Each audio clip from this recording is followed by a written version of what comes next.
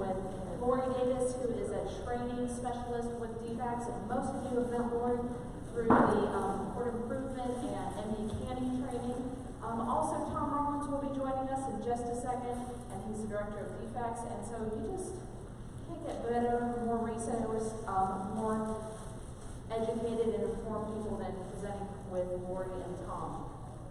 One of the things that we want to talk about, of course, today is assessing child safety and breaking it down into when to remove kids, when can we return kids, and when is it okay to close a case.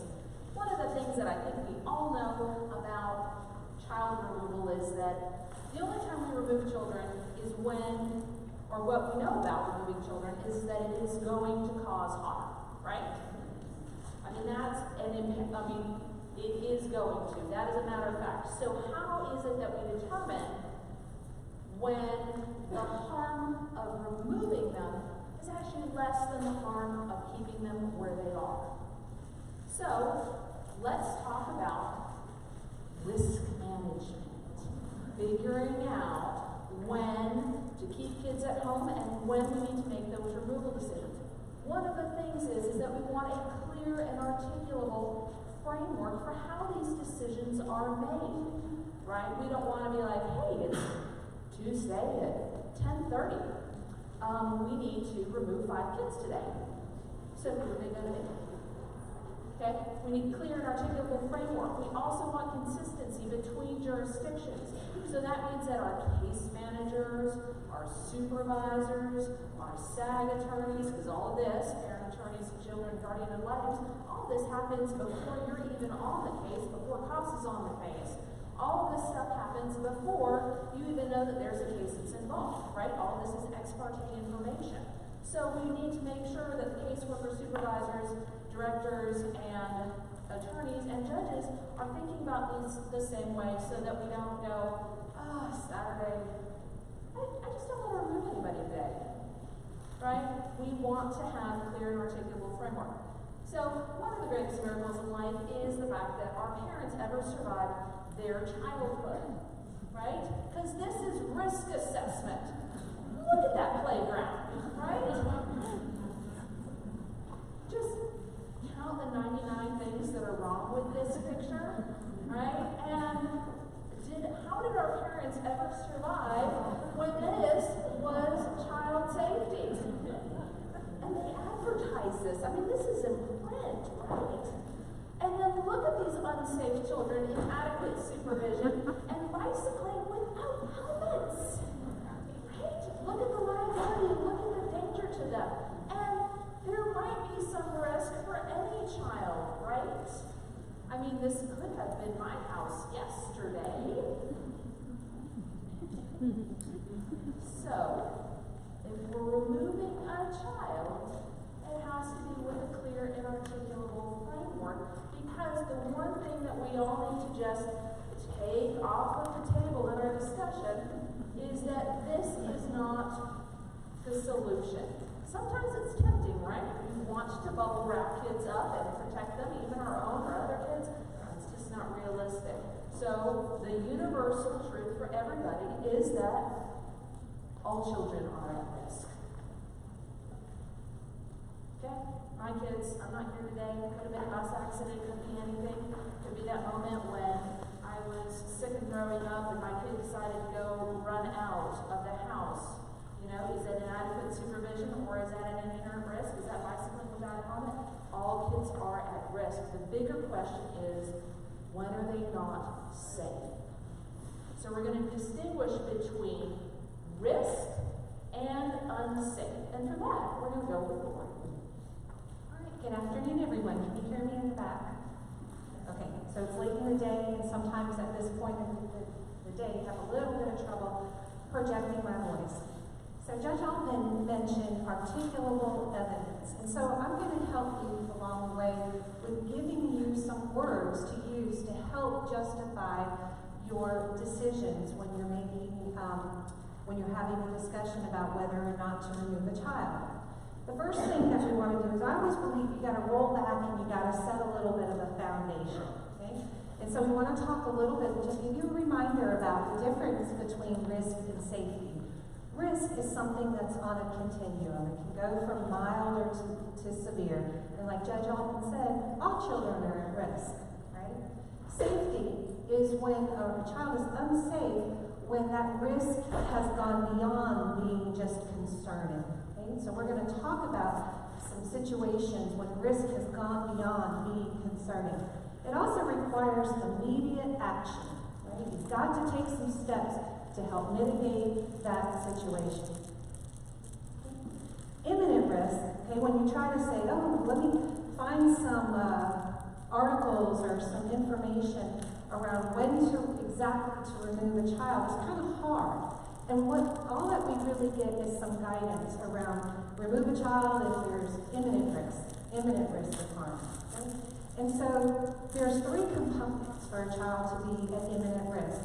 The first component is that there's a safety threat that's existing within the family. We're going to talk about, give you some examples of safety threats. Then you have to have a child that's actually vulnerable to those safety threats. When we mean vulnerable, we tend to think of children that are very young, right? But there's other ways that children are vulnerable. Say you have a 2 and a 3-year-old who are wandering around without a caregiver at 10 o'clock at night. Would you say those are vulnerable children and they're at risk of harm? Okay, you'd be concerned. But what about if those children are 15 or 16? Would you be as concerned?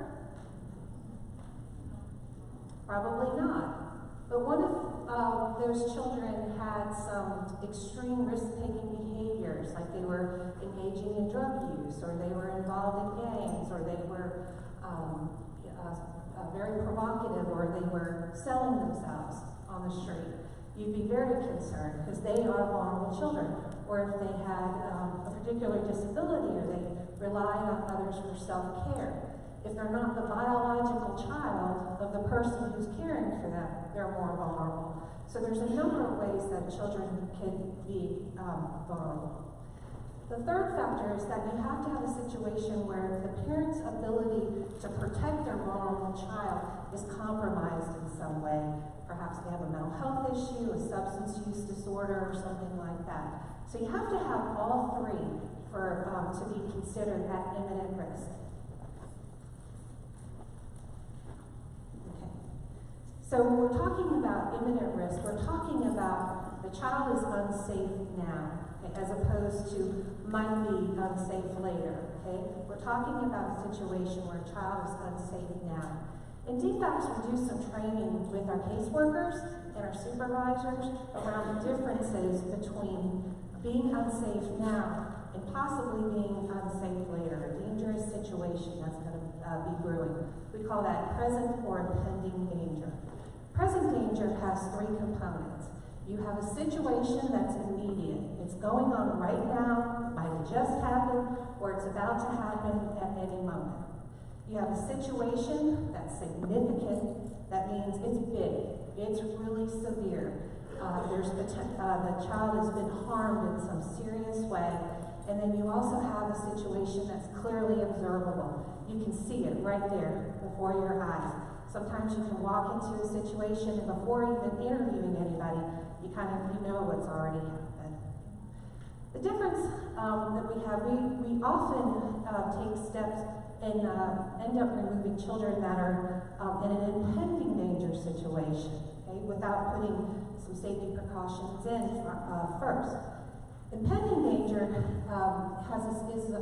involves 5 factors. First factor, it's an observable situation. It doesn't mean that you can't see it right now, but it's something that either somebody has seen, it can be explained, it can be observed. It's not about having a gut feeling that something is going to happen or some intuition. The next thing is, right, you have to have a child who's vulnerable. Okay, we talked about vulnerability already. The situation is also out of control. There's nothing within the family dynamics in the home that can control the situation. You have a situation that's imminent. Imminent in the sense, not that it's going to happen now, but if you don't put something in place, something bad will happen. And finally, the potential for harsh effects needs to be severe. Okay? And so the difference is, I like to do like a little analogy there. You know, I grew up in Miami, didn't grow up in Georgia, and down there we had hurricanes that came through, okay? And so you'd have a situation where like you're under a hurricane watch or hurricane warning, and what you would see is that you'd see everybody lined up at Home Depot, getting boards for their windows, be at the grocery store, you got bread, you got water, you got your canned food, you got your beer, whatever you think is gonna make you, ride out the storm. You're just getting ready for a potential situation. You're putting some measures in place to protect yourself. It's very different than when the storm is actually hidden and to protect yourself, you're hiding in the bathroom or holding on to something for dear life, okay? Alright, so this is just a little visual of what the safety threshold looks like, okay? It's that point. A child becomes unsafe when the situation has gone beyond being concerning and it's actually a danger to the child. We've got some examples of some things that might be considered present danger or imminent danger situations, and these are to kind of help you articulate, when we want to be able to say this child is at risk of harm, this child is at imminent risk as evidenced by. So the first thing, and I'm going to give you also some examples of what is and isn't, what these things, some examples of what they are. When you have injuries to the face or the head, you have skull fractures, bruising, broken bones in the face, and marks and things on the face could present an imminent danger situation. When you have those injuries that are unexplained, say you have only 2 people have cared for the child for the past 72 hours, they have a broken leg, and nobody knows what happened. That's very concerning. You have a situation where you have multiple victims. You walk into the home and there's 2 kids or 3 kids that have bruising on them. We're not talking about one kid had a bruise last year, this kid has a bruise this year. We're talking about at the moment, same time, multiple victims. When a parent's viewpoint of a child is bizarre, and it's not that they're just mad at their child or they're talking a little negatively about their child. They actually have some bizarre perception about their child. Maybe they think their child is demon-possessed, we've heard that before. That they feel like their child is the root of all problems, and if that child would just disappear, everything in life would be better. You have children who are fearful and anxious. And we get a lot of these calls that, child's afraid to go home from school, Well, it's because they got in trouble, they know they're going to get in trouble when they get home. They don't want to get their iPhone taken away or get grounded or things like that, or even just get a spanking, They're really fearful of something or someone at the home, true fear and anxiety about that home situation. A child that needs medical attention, we're talking about needs medical attention now. We're not talking about children who might be behind in their shots or might have missed a couple of doctor's appointments. That's kind of concerning. It becomes dangerous if that child needs immediate medical attention. Perhaps they're severely underweight or they have 105 fever or something like that, or obviously have some discomfort, broken bones or something, and they're not getting the medical attention they need. When caregivers are actively intoxicated, it's another concern. It's a situation that can present a present danger to a child. Not that they have a history of substance use or a history of drinking, a history of drug use, but they are currently intoxicated and you just can't walk away from that situation. Another situation that could present a present danger situation is when families hide children. Sometimes you'll go and you'll knock on the door, and we're required to talk to all the children in the home and interview them privately. Sometimes maybe they're hiding them in another room, they're passing them from relative to relative, you're trying to find them, nobody can find them, they say they're at Uncle Joe's says no, they're at home. You go back, say, I don't know what Uncle Joe's talking about, the child's there. That's extremely concerning. Some examples of, sorry, this isn't working. There we go. Some examples of impending danger. Now, these are situations that aren't happening right now, but they could evolve into a present danger situation if we don't put some kind of intervention in place. These examples that I'm giving you are actually taken from the Georgia Safety Threat Tool, which you can Google at any time, and I think it'll actually we'll have it uploaded to the website that you can pull it off. And it gives you some really good definitions and really help you articulate what your concern is around the child's situation. First one, a caregiver who intended to hurt the child and they don't feel sorry about it. You know, sometimes you'll see children with cigarette burns or something bad has happened to the child along the way. They deserved it. You know, they're not in danger right now, but they could be. If you don't do something, it could evolve into something very dangerous for the child. Caregivers who are violent and no one's protective. We see this frequently when we're dealing with families struggling with domestic violence in the home, and the children are being exposed to this violence in one way or another. Caregivers who can't control their behavior, someone who has an active substance use disorder, a mental health condition that's making it difficult for them to safely care for their children, make safe decisions for their children. This never happens, right? When you, any of you ever no one ever comes to your office at 4:45 on Friday and say, I don't want to deal with these kids anymore, you need to take these, right? Then no, okay. You're laughing because I joke and I used to say when I worked in the county, I used to say, whoever put that billboard up and said, drop your kids off at defects on Friday at 4:45, I'm going to punch them in the nose, you know? So, but it happens, you know. But we need to take it seriously. It's very frustrating for us, but we need to take that seriously because what they're saying is, I need help. If you don't help me, I don't know what's going to happen. I don't know what I'm going to do. So we need to take all of those referrals seriously. When caregivers don't have the knowledge, skills, or motivation to safely care for their children.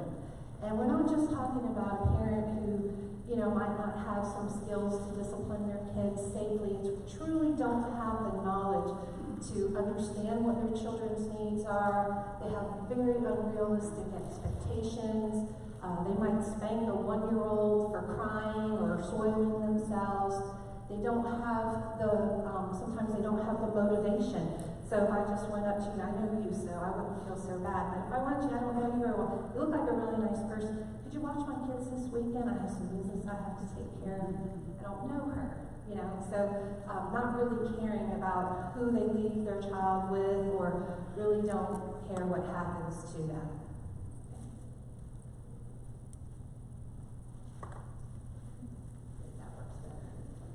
Some other factors that we want to take into consideration when we're making these decisions around whether a child is safe or unsafe. These aren't things that in and of themselves are safety issues, but we have to take them into account. Obviously, when we have young children, particularly children under the age of 6 years old, we have to take that into account when we're making these decisions. We also need to take a look at what does that CPS history tell us about patterns within this family? Have we been down this road before? Are things getting worse? It's extremely important that we look at the history of the family when we're making these decisions about the safety of children. And also, whether or not a family is isolated. Homeschooling, there's no problem with homeschooling, right? But try getting a collateral contact on a child who's homeschooled. Try getting some information around family functioning when you don't have anybody you can consult or anybody that you can pull on and rely on to help assess the situation and intervene if it's needed. Okay.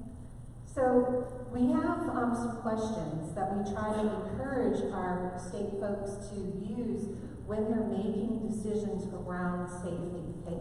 We try to present this in a way where you can not only organize your conversation about whether a child is unsafe, you can help articulate it if you have to resort to filing a petition for dependency or asking for custody. First thing is you need to know who's in the family, who lives there, what are the ages of the children. This gives us an idea of what families struggle with on a daily basis. So if you have a family with a 2-year-old and a 3-year-old, what are some common things every family with a 2- and 3-year-old struggle with? Potty training. Number 1 answer on Family Feud, if you're ever going to go on there, if you ever get asked that question. Teenagers, what does every teenager have? Attitude. Everybody knows, right? So there's already struggles within the family. So we got to know what the families already struggle with. But then we move on. What is this particular family struggling with? Are they having difficulties with getting kids to obey curfew? Are they having struggles with giving them appropriate discipline when they misbehave? Are they having troubles with supervision? What is that struggle? And what does that look like? How has that evolved over time? A lot of times when we get into the courtroom or we open up our cases, we look just at the incident that precipitated the involvement, just at the incident. But if we step back and we really get an understanding of how the situation has evolved over the family's lifetime, we get a much better understanding of what their struggles are, what they've tried, or what's worked, what hasn't worked. Then we start moving into the personal struggles that a parent has that makes it hard for them to care for their child. Okay? So we are less tempted to say we're involved because of drug use. Okay? The question should always be, well, what impact is that having on the care of the child? How does that show up in the everyday life of this family? What's the impact? Things like the parents' criminal behavior, anger issues, substance use issues, emotional issues, anything from having a mental health diagnosis through just having depression or just being unmotivated or overwhelmed. Okay? What's that personal issues? Or do they have sexual behavior that makes the child, that makes it hard to care for their children safely? Okay. Thank you. Good afternoon, everybody. How does this thing here work? There we go. So, how many of you in here are attorneys? How many of you are social workers? How many of you are judges? And how many of you don't know what you are? Okay. So what we're talking about here is quite simple. Okay? It's simple, but it's complex. It's simple in that we are talking about the issue of safety for children. Now, we get 140,000 calls to our centralized intake every year. And we have to figure out not which of those children have needs, not which of those children have families that are in trouble, but we have to figure out from the get-go how many whether or not what we need to do in that case and how we need to respond. Do we need to get our social workers involved? How deeply do we need to get them involved? Do we need to take this case to Judge Altman? Do we need, and I think most essentially is the critical decision. Do we need to take steps to keep this child safe from a harm? So when you think about it, if you look at the work that we do, it really starts around, at least in this child, we can do lots of good work. I think we can do work about, we can make sure that we are providing services to families, and we can deal with mental health issues, and we can deal with substance abuse issues. But as far as this group is concerned, our joint work together is keeping children safe, because that's when the state steps in. That's when the state does its most significant intervention. That's when we get the courts involved. So this particular, how do you make this little laser thing work? There we go. I love the laser thing. So what we do is we look, in this particular triangle, I think was created originally by Action for Child Protection. If you look at, for those of you working with defects, if you dig down somewhere in our policies, you will find this triangle. You'll find that little graph that Lori had a minute ago. This one, it's actually in there. But you'll also find this exact same triangle if you go to the American Bar Association Children in the Law Seminar, if you go to the National Association of Council for Children Seminar, you will see this exact same triangle. Why? Because this is the one thing that we all agree on in terms of child safety. We all agree that the central question for us in child protection is the child safe? And that there are three significant factors in that. And Lori has gone over a lot of how we get there, but to boil it down in simple terms, is there a threat to the child? Is the child vulnerable to that threat? And does the parent or other regular caregiver have protective capacities that can minimize that threat or minimize that vulnerability? So let's talk a little bit about the referrals we get. So here's what we're just going to throw out. I like, y'all grab a microphone. I want you to chime in here. And when y'all can take that one, and you can stand up there.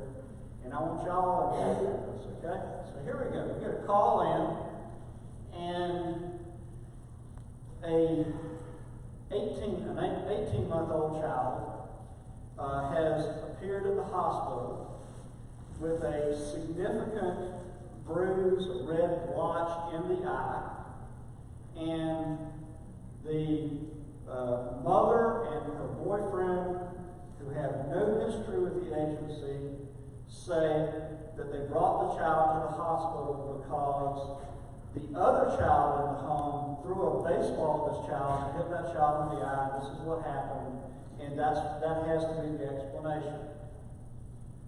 So, is there a safety threat to the child? Yes. What is it? Huh? How do you know that?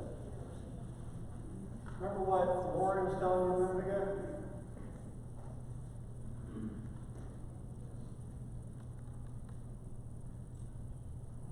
All right, what the heck do we do with it, Lori? I know you have a slide up here. Sorry, it's on down a little bit further. So I'll come back to that. So you think it's a sibling? Okay. Well, let's just say that the sibling is 2 years old. Does this sound like a likely story to you? Who here doesn't sound like a likely story? Anybody think it's a likely story? How do you know? How the heck did you know? Okay. So let's just do we think a threat exists of some sort? Okay. Well, let's just say that we add to the fact pattern here that the doctor says that this doesn't sound plausible because the way the injury appears to him or her, and she's an expert in child abuse, there's no bruising around the eye, it's completely in the eye, and there are just some other things that don't seem right here. Okay. Or let's just change it completely. Let's say that the child shows up with a broken leg at the hospital. The doctor says, this looks like an abusive fracture to me, and both parents say, I didn't do it. Is there a threat? Yes. Who's the threat in that case? We don't know really, but is a threat, right? So, just in both of these situations, regardless if it's a sibling or the parent or whatever, is this 18-month-old vulnerable to this threat? Okay? Let's change the facts a little bit. Let's say the child is 7 and says, yes, in fact, my sibling did this. Is there a threat in it? But if there were a threat, is the child even vulnerable to it? Is the child still at risk of being hit in the eye by a baseball by his sibling? Okay. Is that a threat? I mean, it's not a threat. It's a threat. It's the kind of threat we can guard against. And is the child really vulnerable? Get the heck out of the way, boy. Okay? So, if the child is vulnerable to the threat, let's say we're going back to our 18-month-old, Let's just say that we know that this child has been injured physically. We know that there is a suspicion of child abuse or neglect by the caregiver. We don't know who to believe. Everybody denies having intentionally hurt the child. How do you determine whether a caregiver has sufficient capacities to reduce the threat or to minimize the vulnerability? Can you do that at this point? You see how simple this is? It's simple. This is what we do. This is what we should do. We're doing every day. So, but here's what you want to consider. Now, we're going to consider things like the vulnerability of the child, what kind of supports we can give to reduce that vulnerability, making sure that there is a safe person to care for the child. We're not going to simply rely. Do we rely on the parents? Do we believe them? Okay, I'm sorry, folks, but in this line of business, we got physical injury with the child. We just can't rely on words. Okay. And we can do things to fix the situation. So, this is where we come in with the idea that if you have threats to a child's safety, vulnerability to those threats because of the child's personal characteristics, and you are either don't think the parent has the right capacity, or you're not sure about the parent's capacity. There are things that we can do to try to remedy the situation. What is the one thing that everybody jumps to?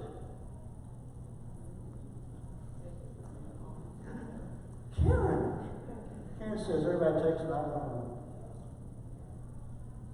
And in fact, our typical way of thinking is, do we need to take custody of this child to keep the child safe? Now, if you go with this particular model, are there other things that you can do to keep the child safe rather than placing the child in foster care? Okay. In the social work realm, what do we call those things? Huh? Safety resources, safety plans. What do we call them in the legal realm? Huh? Judge Hurd? That, but what's the one term that we use every single time a case comes to court? Did defects use reasonable effort to avoid removal, thank you, or to allow the child to return home safely? And so, when we think about things that we can do to avoid removal of the child into formal state custody, then I think we as an agency, we as attorneys, we as judges, should all be able to rely on the idea that we're all talking about the same stuff, and we may call it different things, but what it really boils down to is, what can we reasonably do to keep this child safe, to reduce the child's vulnerability, or to increase the protective capacities surrounding the child?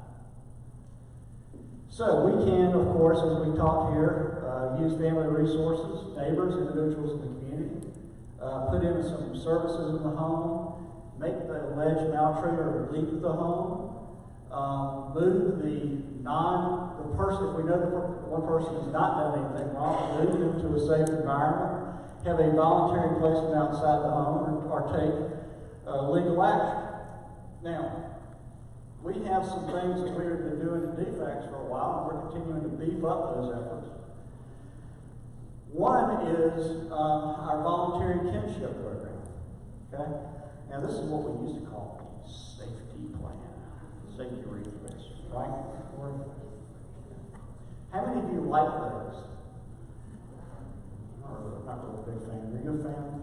Lori's a fan. It's okay to read the thing.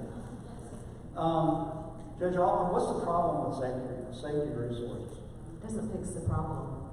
Really? Why not? The kid is safe, but we don't know that the child can ever go back home because the problem occurred in the home. Right. And so it's not enough to resolve the temporarily put a Band-Aid on the safety issue and get the child out of the home. This is an investigative response traditionally. You place the child outside the home with somebody else, and then but you don't ever address the issue. Also, you're not really giving everybody the opportunity to be heard. Okay? And what you heard the plenary session today, what do people want? They want to be treated fairly. They want to feel like they've been heard and tell their story.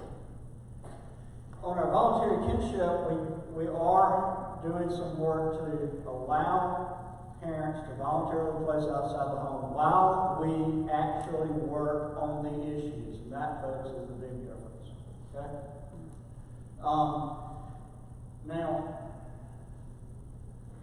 I'm going to skip over that a second. You can also do things inside the home, of course. So, let's say, for example, that the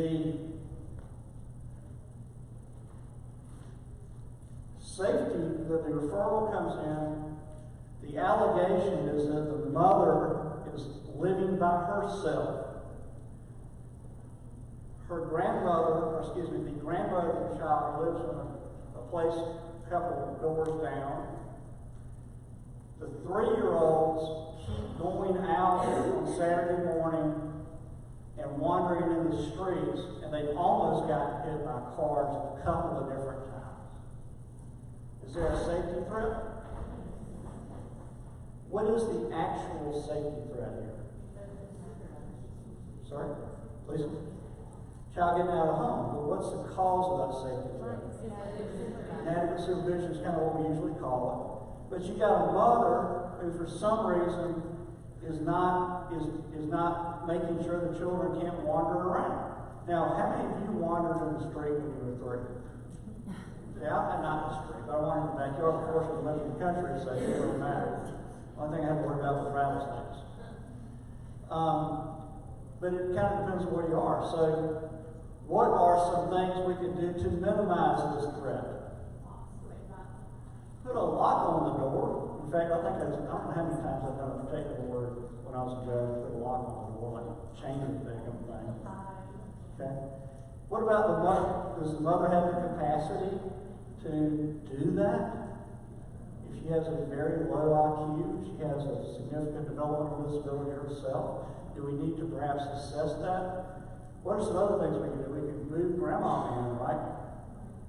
Could we use pup funds to help grandma move in and sort of pay for the rent and that kind of thing? Who knows? I don't know. I'm sure we got some money somewhere.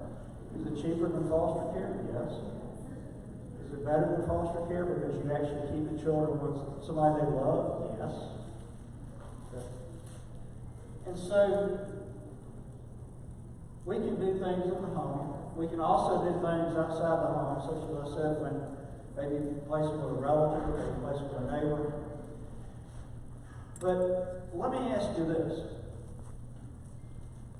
If you're a case manager, and let's say that you have a safety threat, and you want to take an action that you think will keep the child safe in the home, but then that child dies. What happens to you? Is anybody scared of that? So what's it easier to do? Huh? Lisa's a good bureaucrat. She says, staff it with her supervisor. What's our inclination? When in doubt, yank them out.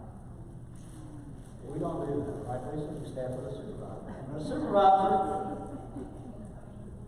Before you get home, you said. Yeah. Right, right, Lisa. Somebody else, because at the end of the day, you might not see the whole picture. So when you staff in that case with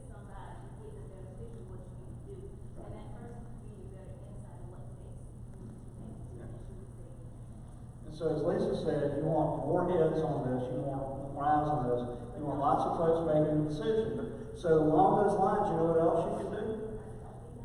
Don't leave home. But you can also call the judge, and do you need to ask the judge these days for a foster care order? No. What else can we ask the judge for?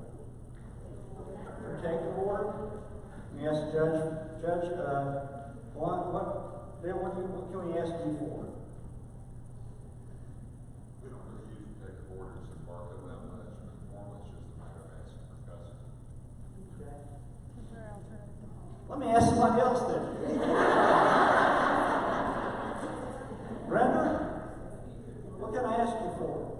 If I got a serious safety situation, but it's the kind of thing where I feel like we can probably resolve this with a protective order and a court order case plan. I just need some sort of some permission, and I need some judicial authority behind me to do something. What can I ask you to do?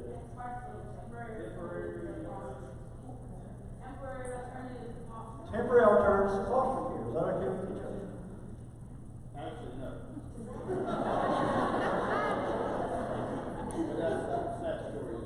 But that's the way it is. We'll get to that. We got to fix it. For protective order. Okay. So the bottom line is this. If we have a safety threat, if we can control that safety threat even for a couple of days in some way or another, we can come to your court, even under whatever kind of rules you're applying, and ask you to do a non-emergency dependency petition and ask you for a protective order, right?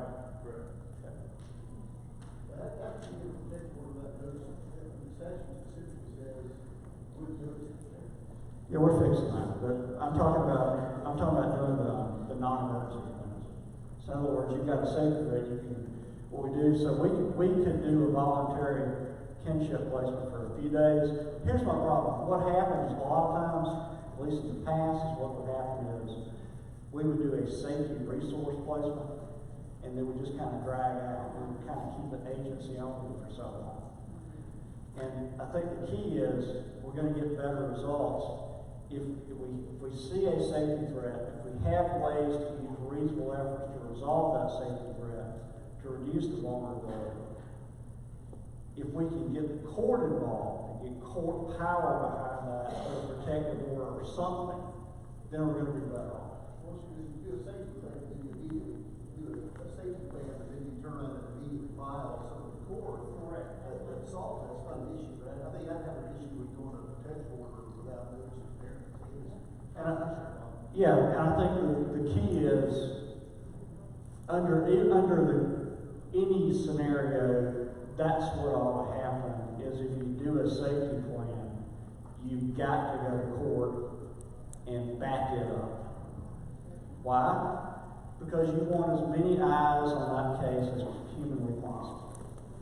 But the bottom line is this, I'm going to turn it back over to Judge Altman, who can give her take on temporary alternatives on that.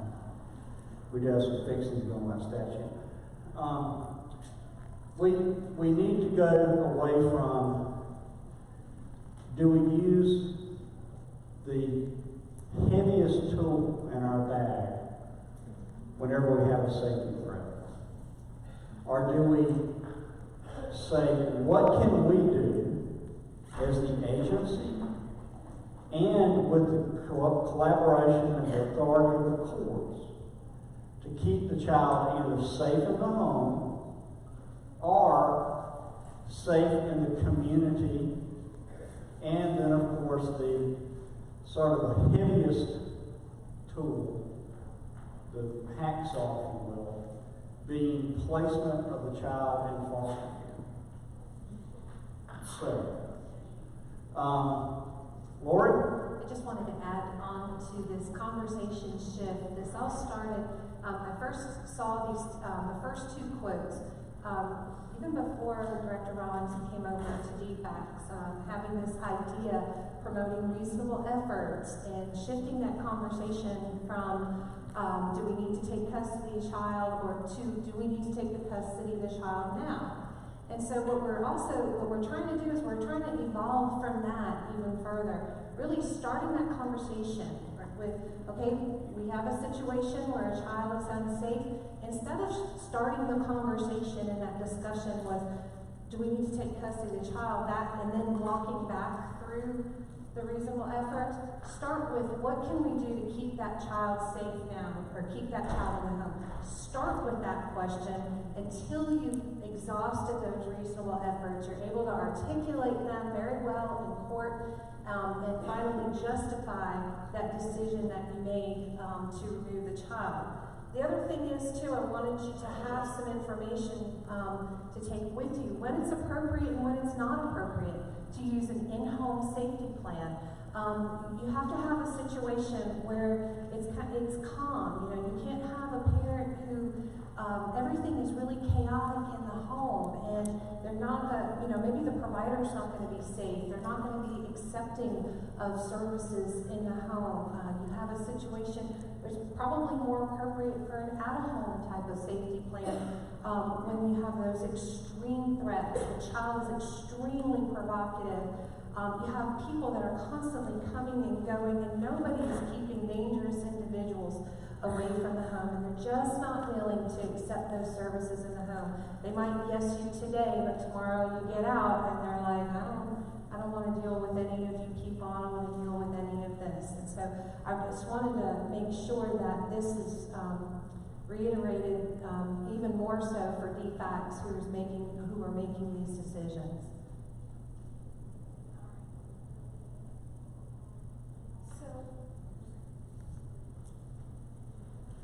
So another one of our baseline questions is, do all dependent children, but they're still out of the home, removal? Educational neglect, is that?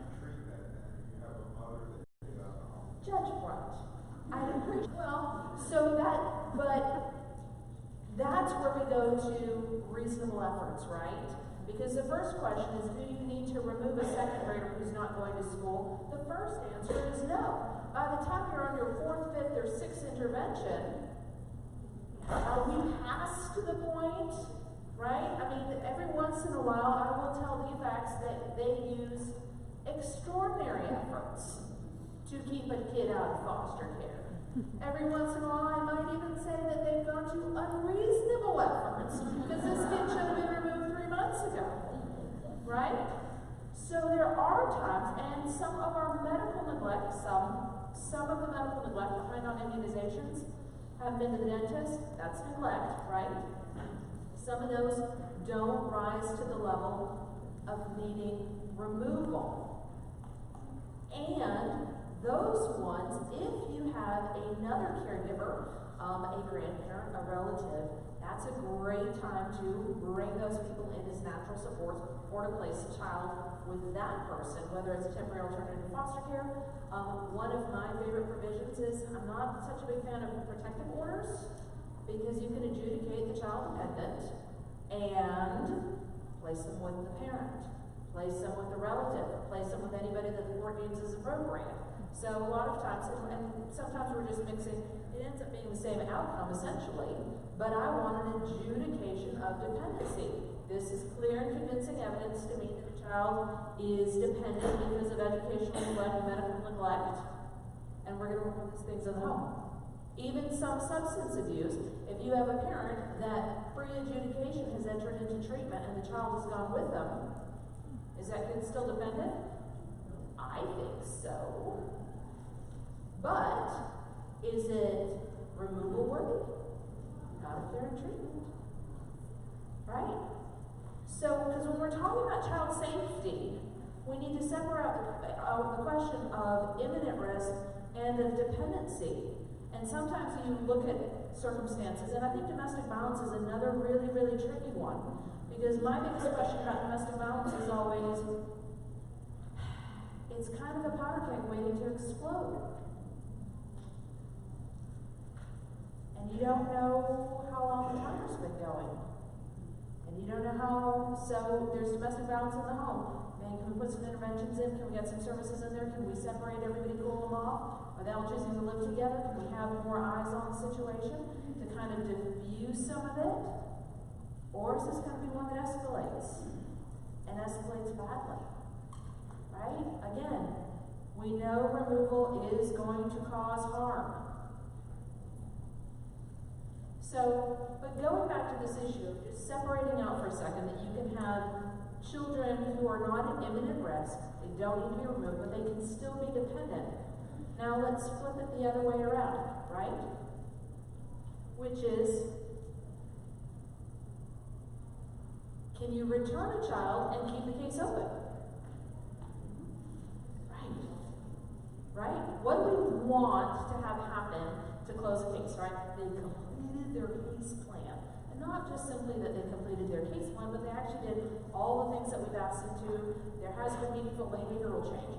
But can we return a child before then, or do we have to wait for them to go through all of the treatment?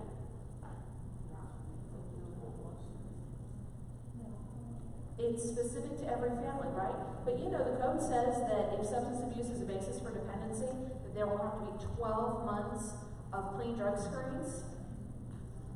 That's a long time to wait for it to return a child till you're on month 12. Could we have done it at month 9? 8? 11? 4 months? Right? Right? So there's a big difference. And again, when you go back to that triangle, what is the threat? What is the vulnerability? What is the protective capacity? If we have reduced the threat, and let's say that the child's age, again, an infant, right, has remained the same. The child's vulnerability to the threat of substance abuse has remained exactly the same.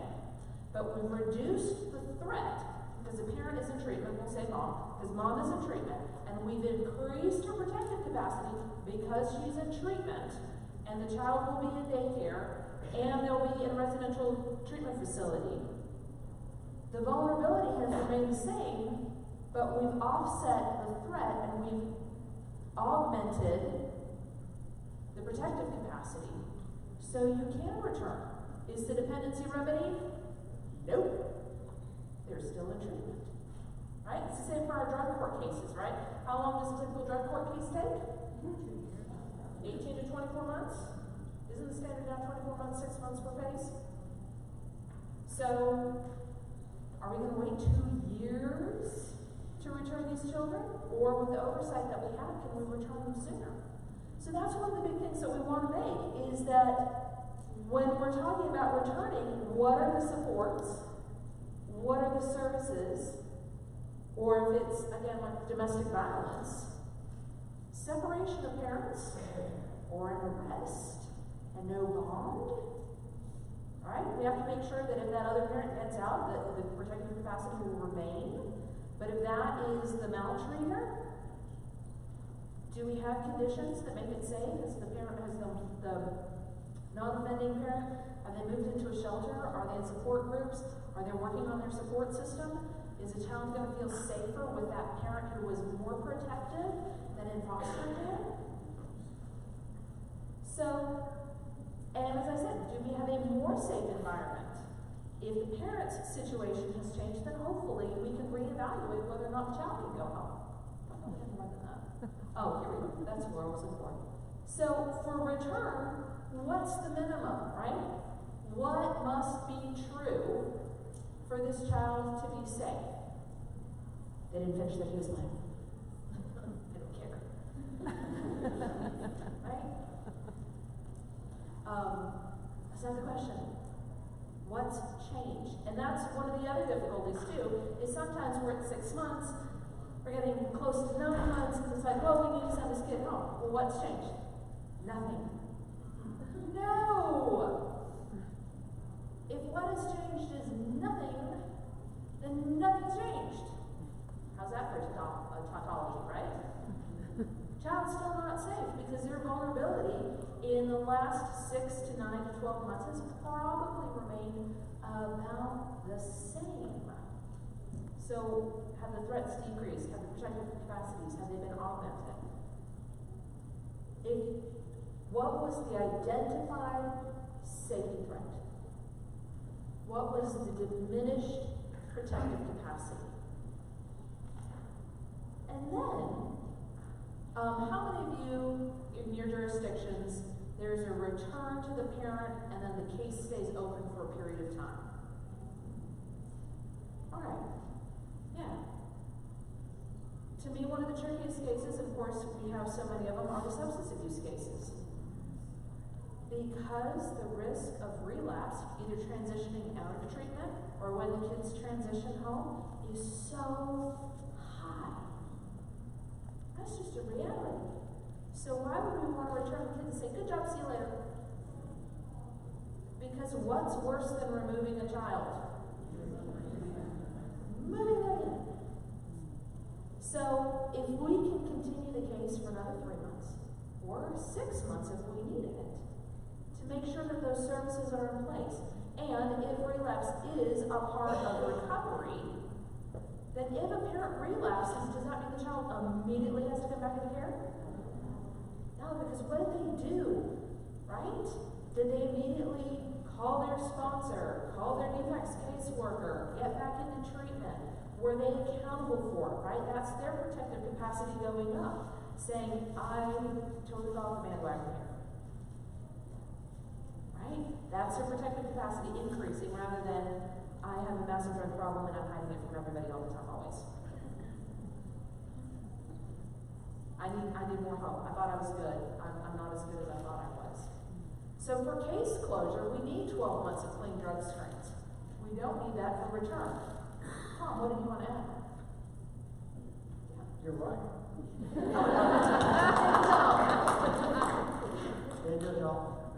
What kind of questions do you guys have? Do you think you can have an aftercare case? Do you think you can have a protective order in the case unless you maintain the defense finding? I've been asked a few times in closing cases, I'm going to go against the child, but have a protective order or have a aftercare case. Did anybody hear the question? Judge asked can you close the court dependency case and still have order and aftercare case? I think if a child has been adjudicated dependent, and the parents consent to a protective order, I think so. But I think if we're holding the case open for any reason, I think it means that there's some issue of dependency that hasn't been fully resolved. And I think that's where I make a distinction between a return and a closure. I'm okay to return a child, but then if, especially with teenagers, and there's a lot of hostility, I want the child to go home and then I want to make sure that family therapy is in place. And one of the things that I really like is if the division is, or DFACS is suggesting that the child be returned, I say, okay, what are the things that need to happen in the next 6 weeks? And then what are the things that need to happen in the next 3 months? So is it, you need to set up a psychiatric appointment, get family therapy in place, make sure that the child is enrolled. So can you do it with a protective order? Yes, but you're still hinging it on there was an original dependency. To me, maybe dependency has been sufficiently remedied for return, but not case closure. Because if the issue was the strained relationship between the parent and child, maybe it's sufficient enough that we're able to have better conflict resolution skills. So I would just keep the dependency open because I don't think you've had anything by having a separate protective order. Judge, I put a little more bluntly. I think if you close the court dependency case, you can't order anything. But I'm with you that if there's still reason to be involved with the family because the parent still needs assistance to achieve the minimum level of parental capacity to care for the child, then that's what you do. You just don't, but you can send the child home and then keep the case, and then keep the court case open and continue to order DFACS. And This may be a question you'll have to answer later if we don't have time. What if the imminent or possible likely related to removal and or possible return, very lots of mental health, emotional, behavioral issues for parentships, but not evidence of real physical danger. Lori, tell me what. She's asking a question about, there's no imminent physical danger to the child, but there's a lot of stuff going on at the parents' level. They're having a hard, at the family, the children have emotional issues that don't seem to be well treated or adequately treated, and you also have a parent or a caregiver whose own emotional issues are going to make it hard for them to safely meet that child's needs. And there has been actual harm as a result of this. How do you, where do those decisions fall into the schematic about? Yeah, so it is a question of degree, right? I mean, in some ways, it's like the domestic violence. Is unmet emotional needs, is that emotional neglect? Yes. So it's harder to quantify when we get to the point of, is it intolerable? And I think the hard part is that people have actually a really high tolerance for misery. You can put up with a whole lot and not even know how much it is until you're removed from the situation. So sometimes even, and I will say this, that there are times when nobody thinks there should be a removal. I don't want to say nobody, because you don't have those clear and articulable. Always concerned me. Number one is, if you have a child who is suffering emotionally because of the maltreatment by parents,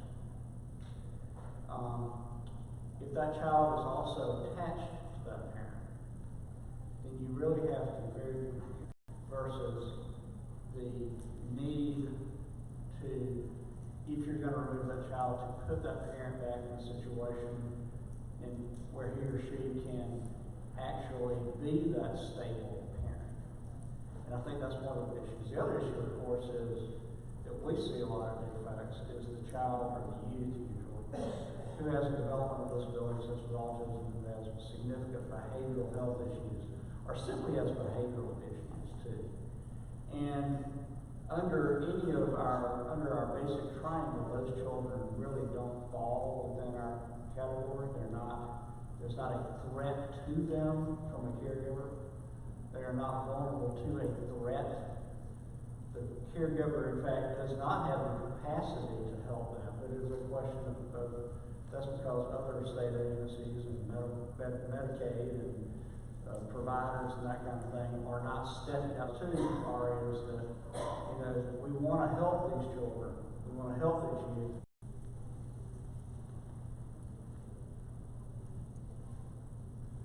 Hey, I wanted to piggyback on the prior statement, in terms of the question of, how do you treatment to impact prove, and I think to go along to support our concern that emotional needs exist. So we have that therapist come in the home, or the court order comes in, the parents still refuse. Okay, now we've got an additional reasonable effort. Now we have more evidence to support a potential removal without just jumping to it. What do you mean work for that? I like that approach. Sorry. I just said I think that's a good approach. I think you're dead on in terms of what we're supposed to be doing. Maybe I missed something, but I think the key is that if abuse is emotional, if abuse is in terms of medical neglect, emotional abuse, emotional neglect, we have an obligation to remedy that. The question, of course, is, I think for our purposes today, when does that rise to the level of needing to remove the child from the home? And especially what do you do when how many of you are here are mental health professionals? So the dilemma we have is that a lot of our staff, we really have to farm that out. And I think that's where the dilemma for us comes in, is that we're working outside of our comfort zone. I think a lot of us are more comfortable with it, or whether mama's on drugs and stoned all the time. I was just thinking about, we organize safety threat tool and look for those words, observable conditions evidenced by, you have a vulnerable child is evidenced by, is out of control is evidenced by. Really look for those words. It's very, very helpful for you to articulate that, and then you can move on. Get a better idea of what kind of safety plan or safety intervention might be appropriate. Lori, thank you for wandering around the room for us.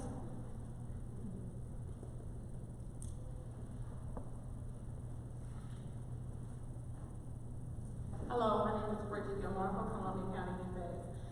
With the safety threats, I was wondering if there was a way that we could put, if you guys could format something to put on our phone like an app, so we'll be able to access, in the homes, we all have our phones in the home, and Trip code. I have an answer for that. I was just on the phone with the policy unit yesterday, and they're looking into creating some kind of way that we could possibly get an app, get those things downloaded. Also, just keep in mind that, if you work for DFACS and you have one of those Verizon phones, they have Microsoft Office on them. You can actually, kind of email it to yourself, download it, and pull it up too. So very easy to access.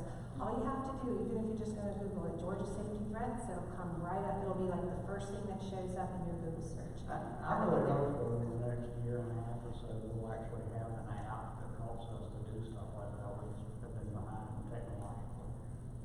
Again, because this goes back to, we need this framework, right?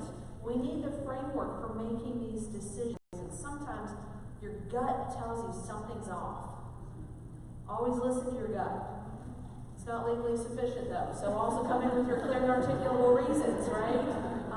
But you gotta use that. How do you identify the signs of emotional abuse? Do you need to, some of it is information gathering, some of it is evidence gathering, and some of it is also reasonable efforts, right? If we know there's a problem in the home and you put a therapist in the home, that's a reasonable effort to prevent removal. It might be the end result because all of a sudden we uncover that the problem is a whole lot bigger.